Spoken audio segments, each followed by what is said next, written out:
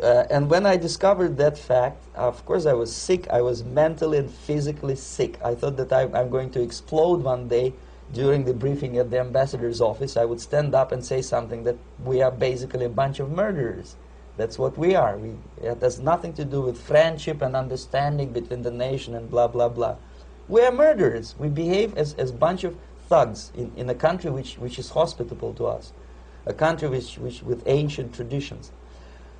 But I did not defect. I tried to get the message across. To my horror, nobody wanted even to listen, least of all to believe what I had to say.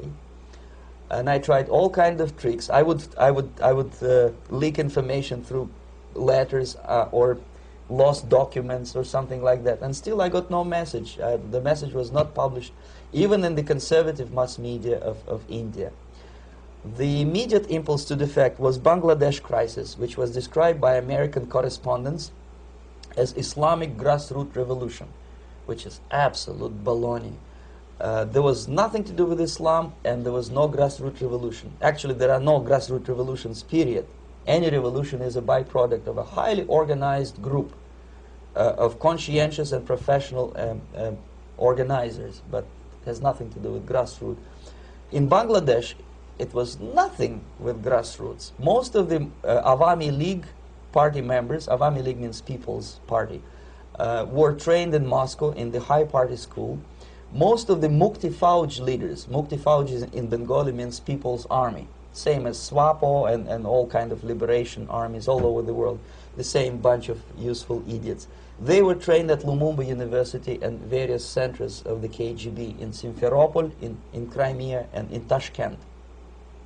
So when I saw that Indian territory is being used as a jumping board to destroy East Pakistan, I saw myself thousands of so-called students traveling through India to East Pakistan, through the territory of India, and Indian government pretended not to see what's going on. They knew perfectly well, the Indian police knew it, the intelligence department of the Indian government knew it, the KGB of course knew it, and the CIA knew it. That was most infuriating, because when I defected and I explained to the CIA debriefers they should watch out because East Pakistan is going to erupt any moment, they said I was reading too many James Bond novels. Anyway, so East Pakistan was doomed.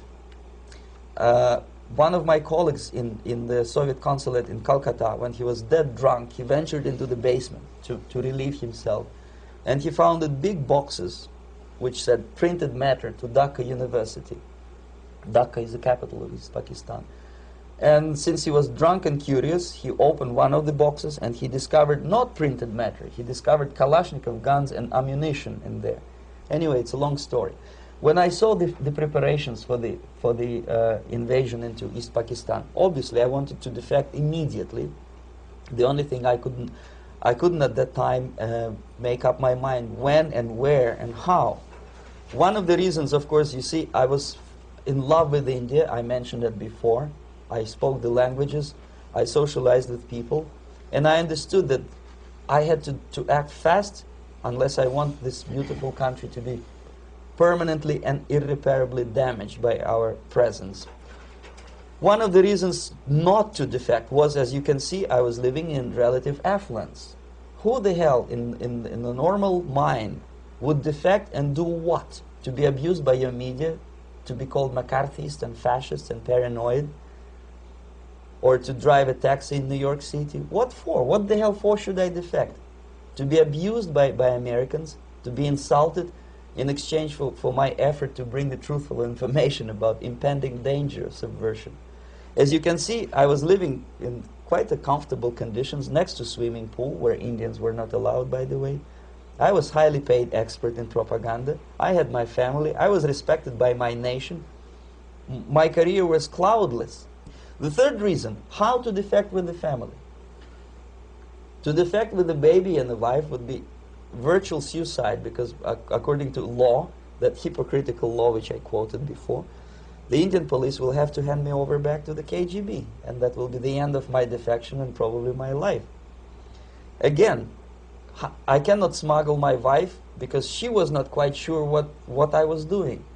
She was not that idealistically involved, and she was definitely not in the total picture of what I was doing for the KGB. She would be shocked if I you know, put her in my van and drive her to the American embassy or elsewhere.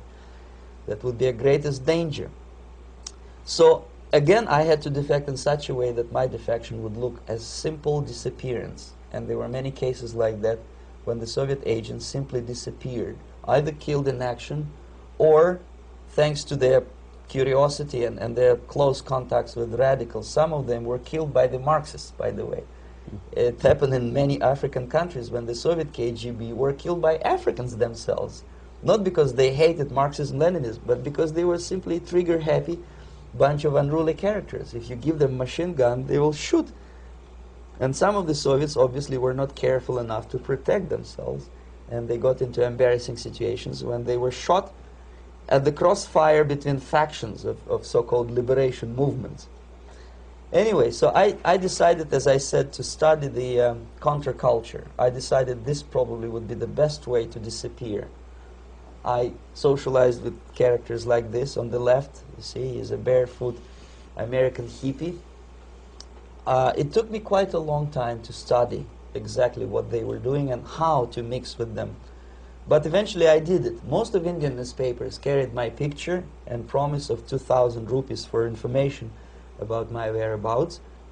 But they were looking for the wrong person, because they obviously tried to stop a young Soviet diplomat in white shirt and tie, and this is how I looked at the time of defection. Nobody could possibly think that a Soviet diplomat would be as crazy as to join a bunch of hippies. That's you. Yes, travel India and smoke hash. So I made it literally almost like a Hollywood-style detective story. From under the nose of the KGB in Bombay airport, I landed the plane and I flew to Greece, where I was debriefed by the CIA. That's basically that's all for my slides. We can turn off the projector, and that's very interesting. Well, you spoke several times before about ideological subversion. That is a phrase that I'm afraid some Americans don't fully understand. When the Soviets use the phrase ideological subversion, what do they mean by it? Ideological subversion is the process which is legitimate, overt, and open. You can see it with your own eyes. All you have to do, all American mass media has to do, is to unplug their bananas from their ears, open up their eyes, and they can see it. There is no mystery. There is nothing to do with espionage. I know that espionage intelligence gathering looks more romantic. It sells more deodorants through the advertising, probably. That's why your Hollywood producers are so crazy about James Bond type of thrillers. But in reality, the main emphasis of the KGB is not in the area of intelligence at all. According to my opinion and opinion of many defectors of my caliber, only about 15% of time, money, and manpower is spent on espionage as such. The other 85% is a slow process which we call either ideological subversion or active measures, активные мероприятия in the language of the KGB, or psychological warfare. What it basically means is to change the perception of reality of every American to such an extent that despite of the abundance of information, no one is able to come to sensible conclusions in the interests of defending themselves, their families, their community, and their country. It's a great brainwashing process which goes very slow, and it's divided in 4 basic stages. The first one being demoralization. It takes from 15 to 20 years to demoralize a nation. Why that many years? Because this is the minimum number of years which requires to educate one generation of students in the country of your enemy, exposed to the ideology of the enemy. In other words, Marxism-Leninism ideology is being pumped into the soft heads of at least 3 generations of American students without being challenged or counterbalanced by the basic values of Americanism, American patriotism. The result you can see. Most of the people who graduated in the 60s, dropouts or half-baked intellectuals, are now occupying the positions of power in the government, civil service, business, mass media, educational system. you are stuck with them. You cannot get rid of them. They are contaminated. They are programmed to think and react to certain stimuli in a certain pattern. You cannot change their mind, even if you expose them to authentic information, even if you prove that white is white and black is black, you still cannot change the basic perception and the logic of behavior. In other words, these people, the process of demoralization is complete and irreversible. To get rid society of these people, you need another 20 or 15 years to educate a new generation of patriotically minded and common sense people who would be acting in favor and in the interests of the United States society. And yet these people who've been programmed and, as you say, in place, and Yes. who are favorable to an opening with the Soviet concept, these are the very people who would be marked for extermination in this country? Most of them, yes. Simply because the psychological shock when they will see in future what the beautiful society of equality and social justice means in practice, obviously they will revolt. They will be very unhappy, frustrated people. And the Marxist-Leninist regime does not tolerate these people. Obviously they will join the links of dissenters, dissidents. Unlike in present United States, there will be no place for dissent in future Marxist-Leninist America. Here you can get popular like Daniel Ellsberg and filthy rich like Jane Fonda for being dissident, for criticizing your Pentagon. In future, these people will be simply squashed like cockroaches. Nobody is going to pay them nothing for their beautiful, noble ideas of equality. This they don't understand, and it will be greatest shock for them, of course. The demoralization process in the United States is basically completed already. For the last 25 years. Actually, it's overfulfilled, because demoralization now reaches such areas where previously not even Comrade Andropov and all his experts would even dream of such a tremendous success.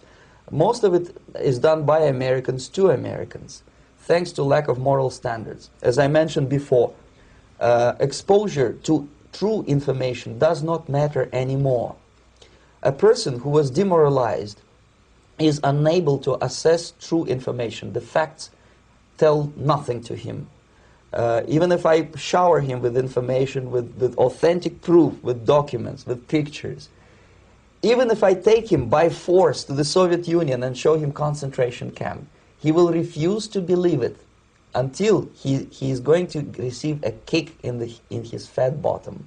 When a military boot crashes his balls, then he will understand, but not before that. That's the tragic of the situation of demoralization. So basically America is stuck with demoralization, and unless, even if you start right now, here, this minute, you start educating new generation of Americans, it will still take you 15 to 20 years to turn the tide of ideological perception of reality back to normalcy and patriotism. The next stage is destabilization. This time, subverter does not care about your ideas and the patterns of your consumption. Whether you eat junk food and get fat and flabby, it doesn't matter anymore. This time, and it takes only from 2 to 5 years to destabilize a nation, what matters is essentials: economy, foreign relations, defense systems. And you can see it quite clearly that in some areas, in such sensitive areas as defense and economy, the influence of Marxist-Leninist ideas in the United States is absolutely fantastic. I could never believe it 14 years ago when I landed in this part of the world that the process will go that fast. The next stage, of course, is crisis. It may take only up to 6 weeks to bring a country to the verge of crisis. You can see it in Central America now. And after crisis, with a violent change of power, structure, and economy, you have so-called the period of normalization. It may last indefinitely. Normalization is a cynical expression borrowed from Soviet propaganda. When the Soviet tanks moved into Czechoslovakia in '68, Comrade Brezhnev said, "Now the situation in brotherly Czechoslovakia is normal."